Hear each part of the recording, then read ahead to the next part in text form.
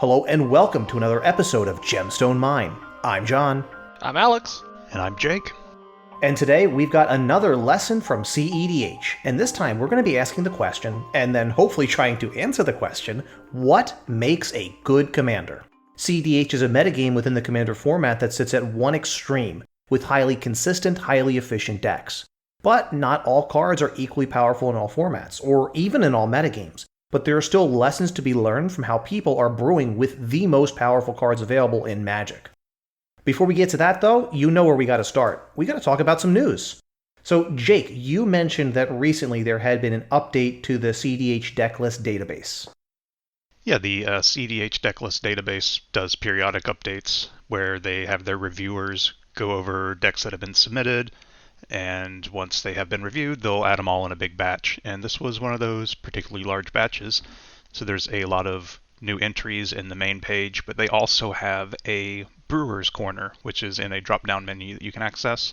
They featured a lot of new decks that were brewed with recent commanders or just like weird tech from old commanders, that kind of stuff. So if you want to get a little more variety and spice in your cEDH games, you can check out some of those Brewer Corner decks and take a gander at what they've got going on there. Or if you're just looking for some inspiration to find new ideas to bring to other tables, there's going to be some wacky stuff over there. I am particularly interested to see what more technology comes out with Malcolm, Keen-Eyed Navigator. It's just a commander I really, really enjoy.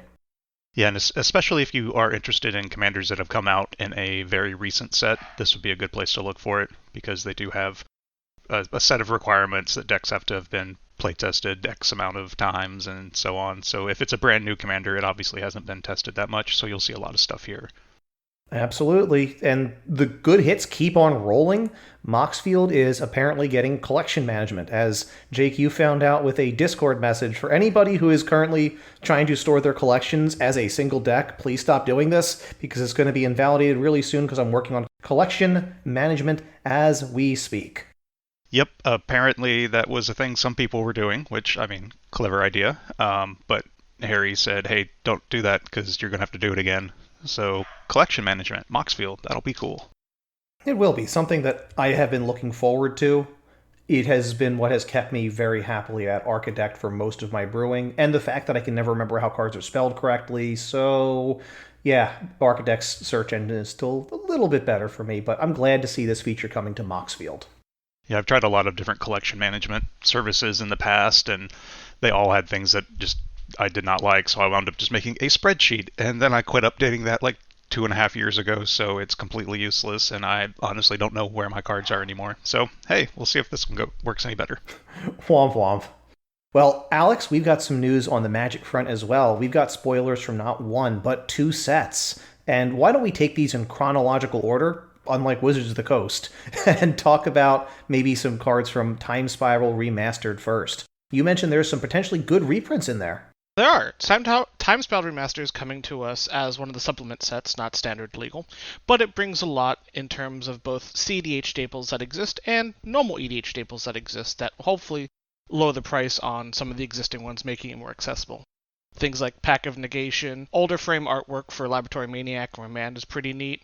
It'll make it so a lot of older cards are easier to come by. The one that pops out to me immediately, just because it took me a while to get one, is actually Delay, of all things, being reprinted with new art as an uncommon. I wound up getting my Delay out of Mystery Boosters because it was on that foil retail exclusive sheet, and it wound up being the same price as the regular Delay, so I got a shiny Delay for my Yuriko cEDH deck. But I'm happy to see it getting reprinted as well. And we got a downshifted Aven Mind Sensor as well. Back to uncommon, because I think Aven Mind Sensor was uncommon in Future Sight originally.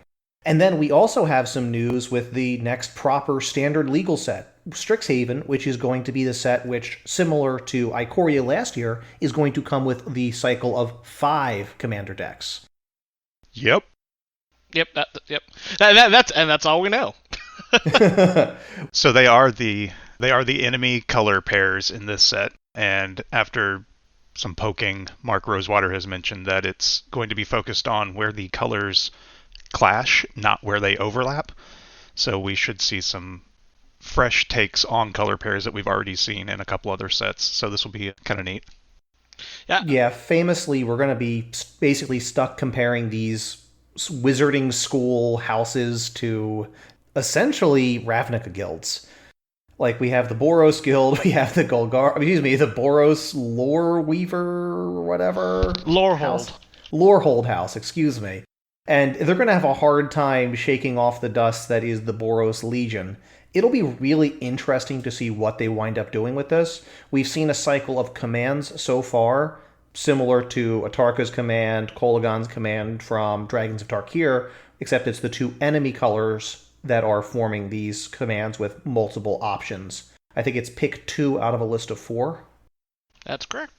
Okay, and we're going to see kind of hopefully more coming out of the set that details what's going to be going on in these houses and how these enemy color pairs are going to be clashing, not where they are, I guess, overlapping. Yeah, I'm not gonna lie. When it was spoiled, my first, everyone's first thought was Harry Potter, and I'm just like, I really hope. I don't know how they're gonna do this. Now seeing the artwork and design for them, it's like, oh, these are just guilds from Ravnica, essentially, just reskinned for Strixhaven.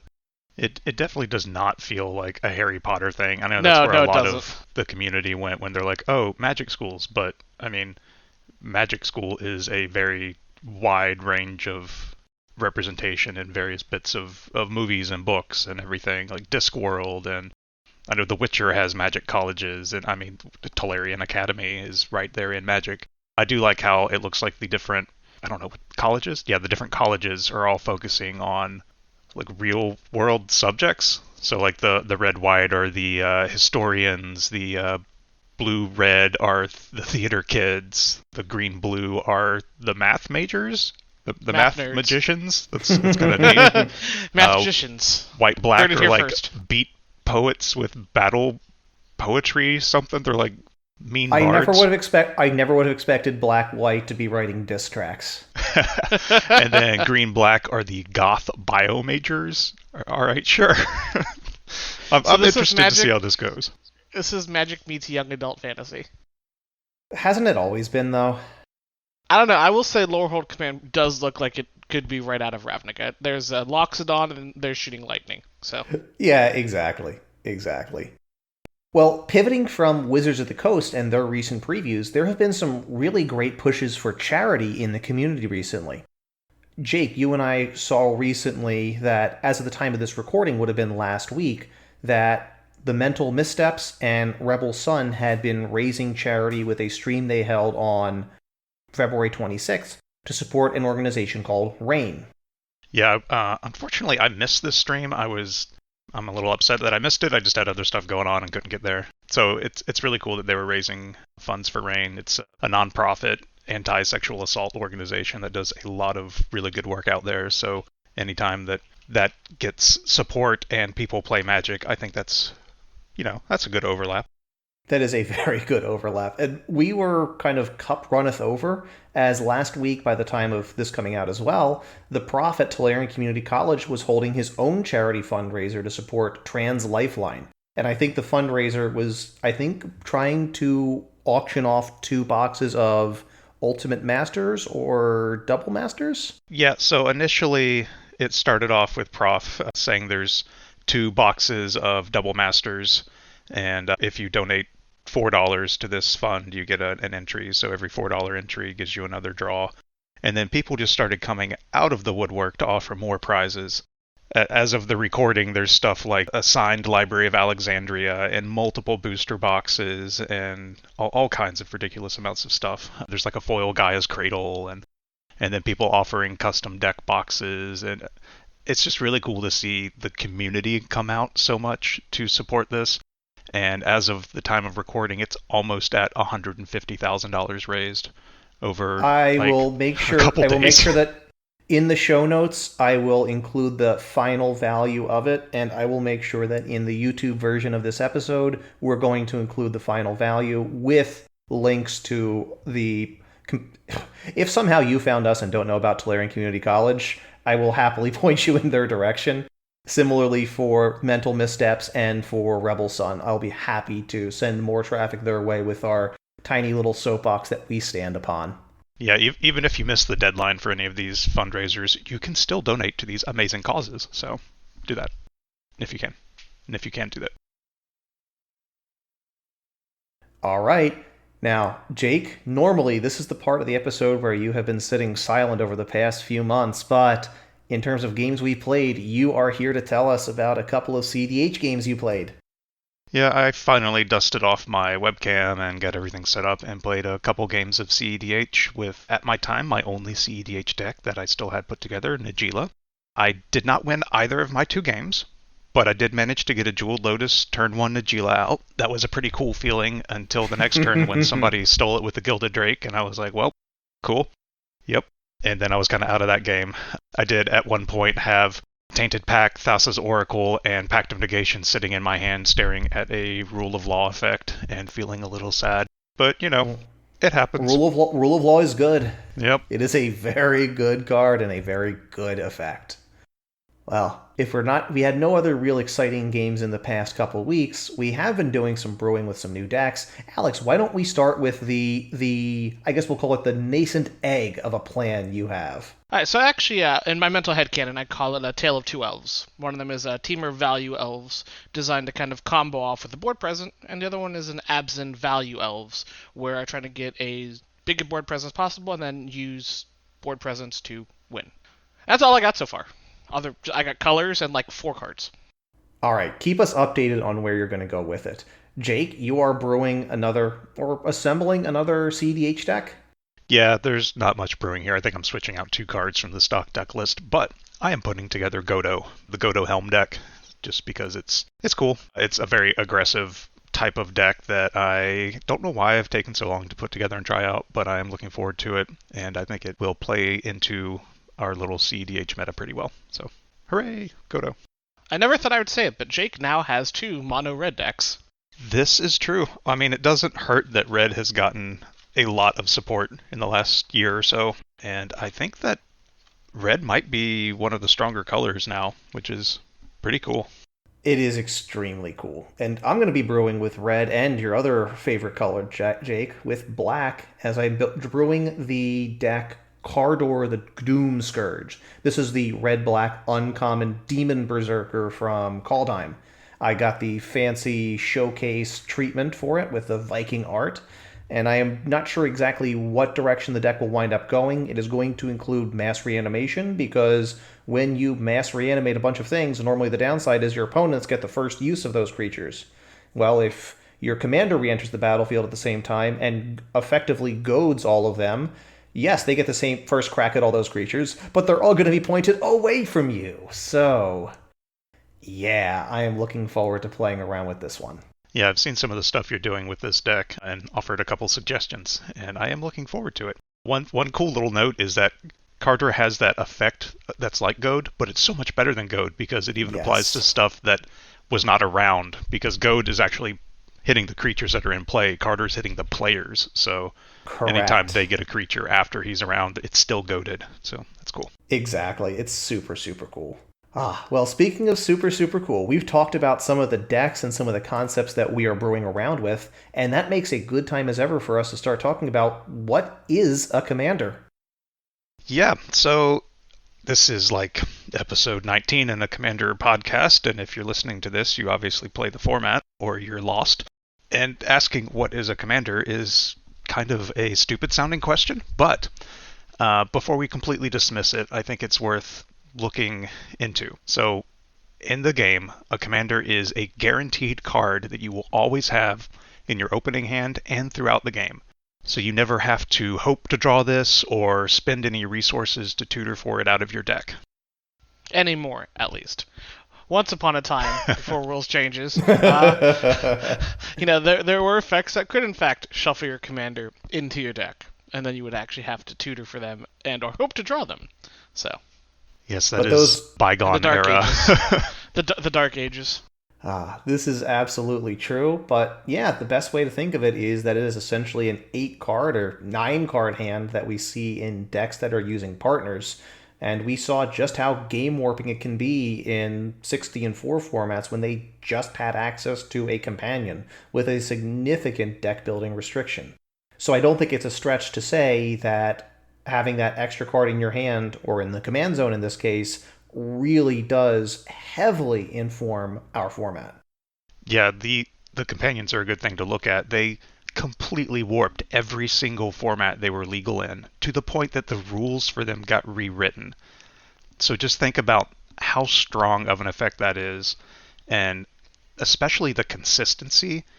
In a 60 card format where you have 4 copies of each card, you already have more consistency. In a 100 card singleton format, being able to guarantee a specific card is of tremendous value. So you would like to find some way to make sure that it has a solid, notable impact in your deck building. One way of taking this into account is looking at the mana cost of your commander. If you have like a really cheap commander, you can skew your deck building toward fast mana that will let you get them out on turn 1 or 2. Like if you have a commander with a converted mana cost of 3, or I guess a mana value of 3. That's going to be so hard to switch to. It really will. Doubly so because the abbreviation is MV, and I keep seeing that as motion value because I play a lot of Monster Hunter World, or Monster Hunter in general. So anyway, so if your commander costs 3, that means having some turn 1 ramp can get you to a guaranteed turn 2 commander. So if you're playing Land of War Elves or any of those 1-cost dorks, that can ensure that you have 3 mana on turn 2. If you have a 2-cost commander like Hapatra, those mana dorks go down in value because they're not going to help you get that commander out any faster. Instead, stuff like Lotus Petal or Elvish Visionary, or not Elvish Visionary, Elvish... help me. Spirit Guide. Yes, Elvish Spirit Guide become a lot more important to get it out that first turn. And then you can kind of carry that forward as well. Once you start looking beyond the 3 CMC... Once you start looking beyond the 3 mana value commanders, and you start looking at higher mana value commanders, such as in, right now, cEDH, we see a lot of 5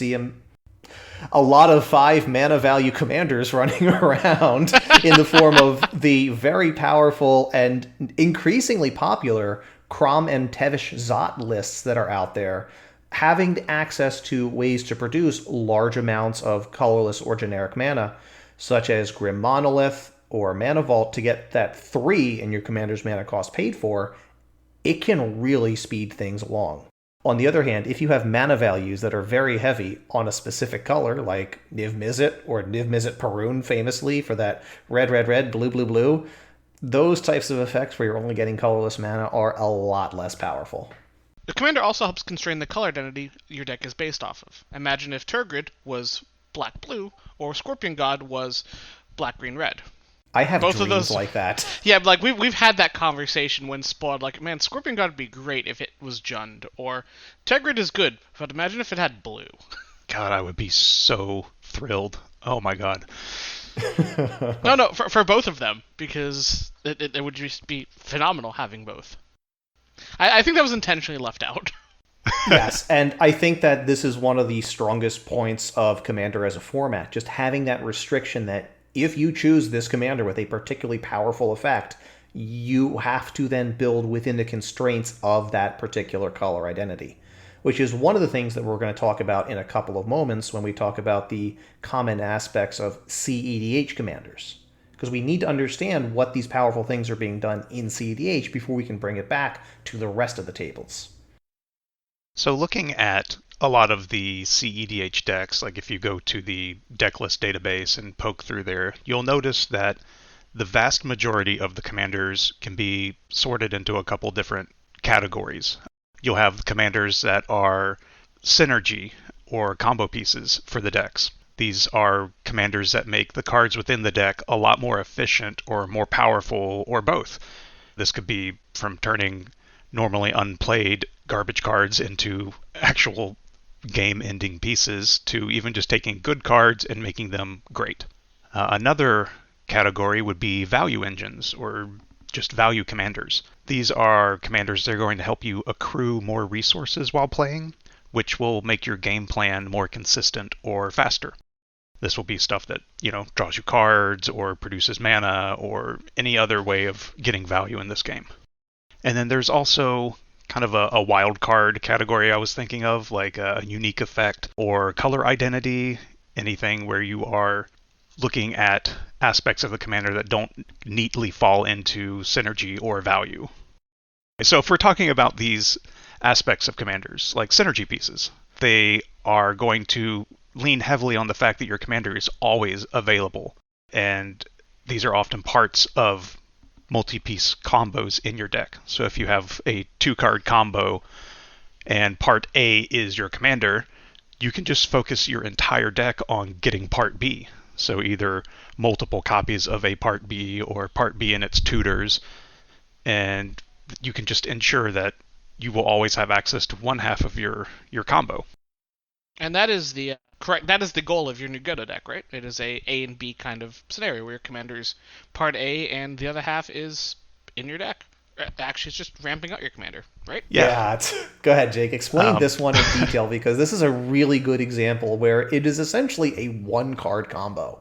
Yeah. So shorthand in combo-based commander decks usually refer to them as like an N-card combo, where N is how many cards you need. So something like Dramatic Reversal and Isochron Scepter is a 2-card combo. Often, if one of those cards is your commander, they kind of discount it and don't count it into the numbers, just because it's assumed that you always have access to it. So for this particular deck, it's Godo Bandit Warlord plus Helm of the Hosts. And when you get both of these pieces out, you'll have an infinite number of Godos and an infinite number of attack steps, and you can usually win from that. But the thing is, Godo himself tutors for the other piece. So it's kind of a 0-card combo, which is incredibly unique to Commander. So all you have to do is have enough mana. You cast Godo, and then he gets the Helm, and then you put the Helm on Godo, and you're good. There's some other decks that really fall into this synergy piece, like Heliod Suncrowned, directly combos with either Triskelion or Walking Ballista. And there are a wide variety of other examples, like the Food Chain Commanders. A lot of those are more of an outlet than a direct combo piece, so you'll get your infinite Food Chain mana and then use Ukima, cast it multiple times to kill the table, or the First Sliver, cast it multiple times to cast your deck. And on the opposite spectrum of synergy, you've got the value engine pieces, and this is where me personally as a player I like to live, because value and effects and triggers are what I like. These are commanders that by their very nature serve as resource engines, either cards, mana, or something else. More commonly seen in the partners that fill these niche. Tymnus, Thrasio, Crom, etc. all have ways of drawing cards based on creatures, spare mana, or simply your opponent's casting spells. Other aspects provide large boosts mana to vault ahead when you'd normally be with a typical collection of dorks, rocks, rituals, like Monogreen Savala, Kinnan, or Kaikar. And there are a handful of miscellaneous value engines as well, like Aegis with Cascade, Paco and Jaleva with pseudo card draw from the whole table, and effects like that. And oftentimes you're looking at these value engine type commanders when you don't have a particularly commander-centric combo to build around in cEDH. For example, Tymna's not going to go fetch you Helm of the Hosts and win on the spot with it. Tymna's not going to be able to go infinite with Food Chain, by herself anyway. But she is going to draw you the cards you need to be able to assemble the other parts of the game-winning combo that most cEDH decks are looking to end the game with. And they are powerful effects. The joke of it blocks Tymna, while something that's recurring on the show, has merit. The concept of, it blocks Tymna is because of how relevant Tymna is in the meta, with simply having, I attack with creatures. You dealt damage, great, I'm going to draw cards. It is win-win, everything comes up Millhouse. And usually if you hear somebody referring to a good stuff deck, it's a pile of just strong cards, and it's often helmed by one of these value engine style commanders, where you're just trying to rely on the overall strength of good cards in your deck plus a good card in your command zone. And then one of the artifacts from the bygone era of cEDH was what Jake has kind of termed the unique effects, but I think is probably most properly boiled down to color identity. We identified early on that color identity is one of the defining features of Commander in general. Essentially, you are restricted to only using colors that are included on your Commander's physical card. That is your color identity. That's what makes this format so interesting. But what if you want to play a 5-color Herbert Druid deck? At that point, it doesn't really matter which legend is in your command zone. Your entire deck is there to play Hermit Druid, get to your next turn, or give it haste, and tap Hermit Druid, and put your library into your graveyard, and win the game on the spot. This is kind of a historical deck category at this point, but it points to the fact that once you have 5 colors represented in your command zone, in cEDH, there is essentially no real cost to doing so. 4-color commanders, like the partners, have gone a long way to opening up very broad color identities with very little in the way of cost. And now that Kenrith the King Returned is a card, all these other 5-mana legendaries from days gone by really have no purpose helming a deck anymore unless you're building around them. Yeah, when I was putting all this together, my idea was to try to come up with the different categories. There's synergy, value, and then kind of like a wild card effect. But honestly, at this point in cEDH, almost all of the commanders are going to be a synergy piece or a value engine piece, or they'll be both. You can go into, because this is going to be more of like a sliding scale on each of these categories, you can definitely have commanders that are both really high synergy combo pieces and value engines. There's some examples like the Gitrog monster, where it will get you so many card draws, it will fill up your graveyard. These are all resource generating aspects of the commander, but it's also a game-winning combo piece. Kess, Dissident Mage, is another example. Kess lets you cast cards out of your graveyard, so that's going to be generating extra value. But you can also just use Kess to recast your Demonic Consultation that went and fetched your Thassa's Oracle, so it is a game-winning combo piece. So it's not really a surprise that the commanders who are both high value combo pieces and high resource generating value engines are strong choices. And they also wind up being some of the most popular commanders you'll see away from cEDH tables too, because they strongly inform your deck building and they provide you rewards for following through on that deck building as well. So I guess that takes us in then, how do we take these lessons from cEDH, how do we apply them to our non-cEDH decks? I'm going to start us out here and argue that the combo-centric decks, those high synergy decks from cEDH, still have a place at non-cEDH tables, even when you're not trying to have a 0-card combo sitting in your command zone. I would argue that the cEDH goal of those high synergy decks is to be as efficient as possible with that win condition and as compact as possible with it. Having a way to win where half of it sits in your command zone is extremely powerful. Outside of cEDH, we don't necessarily need to try to win on the spot. So simply having a commander that has high synergy is going to make other cards that would be, again, less useful outside of this particular deck useful again. I think a good example of this would be a card like Feather the Redeemed. This was the Boros Angel who said whenever you cast an instant or sorcery spell that targets a creature you control, exile that card instead of putting it into your graveyard as it resolves. If you do, return it to your hand at the beginning of the next end step. Suddenly, all of those combat tricks and protection spells that scryed or drew you cards, those draft chaff commons and uncommons, became really cool and really powerful parts of your deck. And cards become more optimal in decks like Tribal. So cards like Elvish Ambush, which take advantage of you already having elves, because the card simply says, create an elf token for each elf you already have on the battlefield. In most decks, that does next to nothing. And decks like Rise the Redeemed, or some of the new Lathril decks, where you want an abundance of elves on the field, this card is huge. You can have 4 elves that turn into 8 elves, and so on and so forth. Things like that. And then, when we're getting past the whole synergy standpoint, we want to look at value then. Not every commander needs to be Tymna. Not every value commander needs to be Crom. There are a lot of potential cards that can sit in your command zone and provide value in unique ways.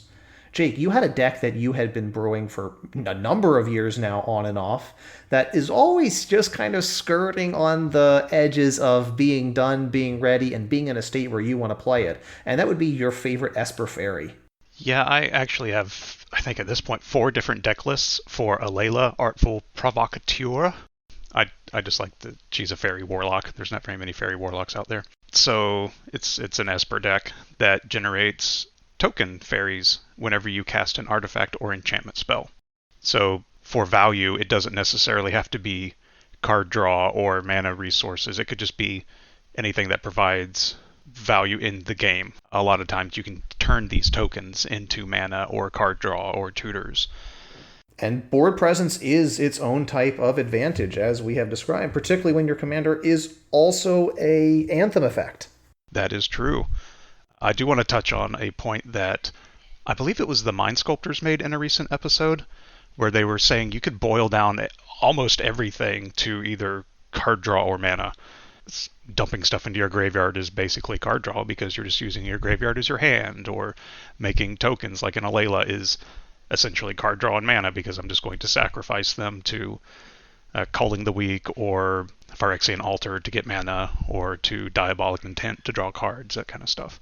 And then a little closer to home, I would say my Oops All Malcolm deck is probably, its whole goal is just to make a bunch of copies of Malcolm, or Sakashima the Imposter, who is Malcolm, and clones of Sakashima, and kicked rights of replication on Sakashima, so that anytime any of my many copies of Malcolm hit an opponent, I'm generating oodles of treasure, and then using those to turn around and cast stupidly large blue spells that have no real purpose being cast, other than the fact I've got to do something with this Scrooge McDuckian vault.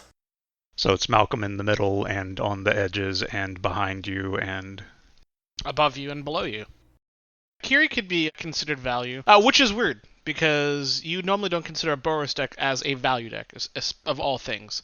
However, with recent sets being printed and giving a bit more in terms of redundancy and value, and the ability to actually draw cards in red-white now, it does. It's actually borderline into value now. That's something. I'm having a bit of an epiphany at the moment. And then that last category that we touched on for the cEDH decks, just a unique effect. It has kind of fallen off in cEDH, but it's still very prominent in casual decks. This could just be any commander that does something that is not necessarily a synergy or value. This, like Alex mentioned, can be a lot of tribal effects. There's certain decks that if you choose a particular commander, you're going to get a lot more tribal synergy going on. You could just like the art of a certain card. You could like some particular set mechanic, and usually there's only one or two choices for that. So if you really want to build a morph deck, your options are kind of limited, but you do have options. One could be added there for set mechanics, mutate. Yeah, like any of these legendary creatures that feature some cool set mechanic that has come out, they don't always revisit them, so mutate, morph, foretell, any of these kind of one-off things, they'll usually in the recent sets print some kind of commander option, and then you can build decks around that. Recurring mechanics like cycling get a little expanded upon each time, so you might have a couple choices for that. And then again, like the cEDH option of combinations, in casual decks there are combination commanders that can fill in multiple roles, your synergy, value, and then just unique effects that you enjoy. There's a couple examples we can touch on. For me, it would probably be my Hapatra deck that I continually build and take apart, which is somewhat similar to Alayla, but it leans heavily on combos that are unique to Hapatra. It also really leverages all those snake tokens that get generated because black and green are really good at using creatures that they have out. And also, I just think it's fun. I like Jake, the stupid snakes. I would argue also that Hapatra's ability to put a -1/-1 counter on opposing creatures is its own form of value. You are saving yourself a removal spell if you are using that -1/-1 counter to remove an opponent's dork. Yeah, that's definitely true. You can remove like little obnoxious dorks. You can remove hate bears that are staxing out your main game plans. Just getting rid of blockers that let you get in. It's pretty cool. So the real question is, if the Scorpion God was Jund and included green, would you build that over Hapatra, or would you keep Hapatra because of the appeal for it? Then I would be able to draw cards with counters, so yes. so value over appeal for Jake. Got it. I guess the deck that I have currently that is kind of that combination, that perfect combination of all those things. I was waiting for a really long time for a proper cleric tribal deck, and my love affair with Scrap Trawler is well documented and well known. So when I saw Aura, Skyclave Hierophant being printed, I was very happy for this, and I think, Alex, you can speak firsthand to just that synergy between the clerics and the overall grindy value nature of it, being able to just keep recurring removal spells or just value dorks and card draw, and it gets snowbally once it gets going. Yeah, it was a fun weekend of both EDH, sealed, and limited. And it was fun across multiple formats. But when it came down to playing our commander games, Aura was taking cards that are bad, for lack of better words, in every deck but Aura, and proceeded to wipe the floor with us. Slowly wiped the floor, but still did, I nonetheless. don't think it was that slow. I think I could have sped it up maybe a little bit, but I'll get more familiar with the deck, and I will become a little bit more proficient with trying to put an end to the game once I get a hold on it. What I'm really worried about is when your Akiri deck manages to get that half a step faster that it needs, and then I'm the one who's half a step behind a giant murder core carrying a bunch of swords. And how is he carrying 6 swords? I don't know. Let's find out. It's funny, that game actually channeled my inner Jake and did resolve a Godo Helm combo. Granted, Godo died before I could swing with it because, clerics, but it happened. It resolved, it did a thing, and I did it before turn 8, so that was great. Absolutely, but they're really, Alex, when I think of a deck that checks all the boxes for you, when are you rebuilding Rice the Redeemed? Rice the Redeemed. Rice is my value synergy combo deck, but I think he's kind of just been overshadowed in the fact that being able to simply make oodles of tokens just isn't enough anymore. So one of the 2 decks I am working on is my Abzan value deck, which is going to feature heavily Rise doing Rice things, but he's moved from being the head of the deck to kind of being an enabler for Lathril and doing degenerate things with that. That makes sense. I will say this right here, though. If I could somehow convince Wizards to make a decent Sultai elf, I would be in my happy place. That'd be great. Well, I mean, they did make one. Has to be decent. I guess he is pretty indecent. There's a reason that we will not speak his name. No, it's good that Leovold is banned. I would not like to play in a Leovold-dominated meta, because the best way to fight a Leovold deck is with a Leovold deck. We shall not speak his name. Okay, so the pipe dream is this, and the reason I say Sultai is exclusively for Intruder Alarm. Okay, got it. That's all you needed to say there. Intruder Alarm. Well, that is kind of our summary of what it takes to build a commander. We've seen what it takes in the cEDH metagame, where you really do need to have some powerful A plus B combo, where half of it is sitting in your command zone, or you need to have a very powerful source of value. But once you apply those sources of value to what is possible outside of cEDH, there are a lot of options that you can go for. But I think understanding what the appeal of the card is and that particular commander is, and then understanding where it's able to either get you that value or have those strong synergy effects, that will help direct how you're going to build the deck in really interesting and unique ways. Jake, Alex, do you guys have any other closing thoughts on what makes a good commander before we start closing this episode out?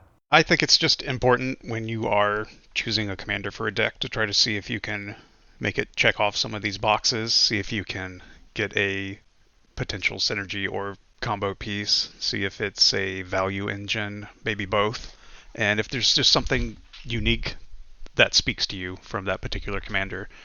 And the more boxes you can check with one, the better your deck could be. That's a good capstone on this discussion. With our discussion done, you guys know what it's time for, right? The hot Pizza? seat. Oh, shoot. Hot Pockets? It's a mix of both the hot seat and pizza. Ugh. So, we talked about Time Spiral Remastered during our news section, bringing back the original frames from 1993 for quite a few cards on that time-shifted screen. Not unlike showcase frames have been used in sets recently. What are the frame treatments that we have seen throughout Magic's history that you would like to see come back as a nostalgia frame? And what kind of set do you think it would be appropriate for? I'm trying to think of the exact name for it. It is whatever that weird experimental frame was they used on Tarmogoyf. That would be the future future. frame. Future-shifted frame. The future shifted frame. I like those.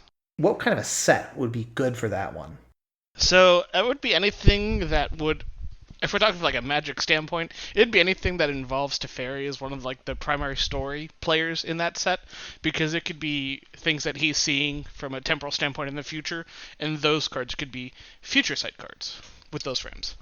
That would All right. I can see that. I definitely had the future shifted frames as one of the ones in mind when I was coming up with this question. I would say, I just want to point out, it is neat. It's not saying it's good. It is just neat.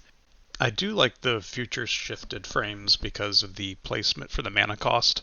How they chose to put it on the left vertical edge because that's where you would see it as you fan your cards out. Mm-hmm. I just think it was kind of neat that they addressed some of the actual gameplay in the card design to try to make it accommodate how you play the game. Mm-hmm. I agree with you on that one. What about you, Jake? What do you think would be a cool frame treatment to bring back? I am looking at frames of the past to try to figure the answer out for this one, so you might want to... It's too early to say call time, right? It is too early to say call time. I think it's not nostalgic enough yet. If you want to learn more about the history of frames, Sam over at Ristic Studies has done a really cool video detailing the entire history up through, I think it was like a year or two ago when he did the video, of all of the different frame treatments we have seen throughout Magic. I remember watching that, so I may have to go watch that again. It's worth asking, will these frames come back in their original concept, or will they just be like foil, non-foil versions? Because I think for Jake, I'll suggest an idea that the masterpiece frames are really nice, but I know how you feel about foils. So yeah, some of the masterpiece frames I did enjoy. I do like the Zendikar masterpiece frame. Those would be the on the expedition lands. frames. Yes, yeah. those. I thought those looked kind of cool. What would you pick, John? I also like those expedition frames, but I think the one that I would be really excited to see come back as a showcase type of thing would be the pirate map look they did for the Ixalan flip lands. The cards that are a permanent or something on one side and then flip into a land on the other side. I think Itlama, Cradle of the Sun, is probably the most prolific one of these cards. That is just such a cool looking frame. It really kind of captured the pirate adventure exploration narrative of Ixalan really well. And there are a lot of adventure exploration themes explored in a lot of Magic sets. And I just like that one. I'd like to see it revisited in different color treatments as well, and that could be really cool.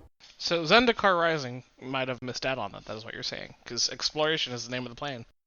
Yeah, but I like that the travel guide Hedron look to it as well, but I really liked the Ixalan one. Yeah, those do look pretty cool. And this might be cheating. It's like the color shifted planes. What was it? Plane shift? It was not plane shift. It was planar chaos. Planar chaos. Yes. I guess they called them. Yeah, the color shifted ones like Damnation and Harmonize. I do like that frame. So it's the modern frame, which I do think looks cool. But they use the white text on the title and card type. I don't know. I think those look pretty cool. And whenever I can, I usually pick up that version of those cards. That's a good call. So, touching on that then, since we're talking about frames and all as the hot seat, frames versus full art. ¿Por qué no los dos? That's fair. I enjoy both equally. I usually go for the versions with text, just for clarity purposes. Oh God, have you ever actually seen the cryptic command? Cryptic command. Like that's just ridiculous. Why would they? I once gave a talk at a judge conference, and one of the examples I used was a case where a player was using textless cryptic commands. The player rewards one. I'm going to post a picture of this in the video. It is the most ridiculous use of that textless frame ever. But it looks and good. Literally every judge looked like their soul had just been ripped out through their faces. I would be hard-pressed to come up with a card that is less suited for a textless promo format than cryptic command. Anything with banding. Like Chains of Mephistopheles. I don't know. At this point, like the card text on chains is just ridiculous. So you just Oracle reference it anyway. All right. I concede the point. I think that's a good place for us to leave it. If you guys have any questions or comments, or if you have any other categorizations you think we should be looking at when we're talking about what makes a good commander, be sure to add us on Twitter, where we are Gemstone Mine MTG. You can send us an email on Gmail at gemstoneminepodcast@gmail.com, or leave us a comment on YouTube, where we are at Gemstone Mine. Until next time, I'm John. I'm Alex. And I'm Jake. You can reach the crew from Gemstone Mine on Twitter at GemstoneMineMTG, or send us an email at gemstoneminepodcast@gmail.com. On YouTube, we're Gemstone Mine Podcast. Be sure to like, subscribe, and hit the notification bell.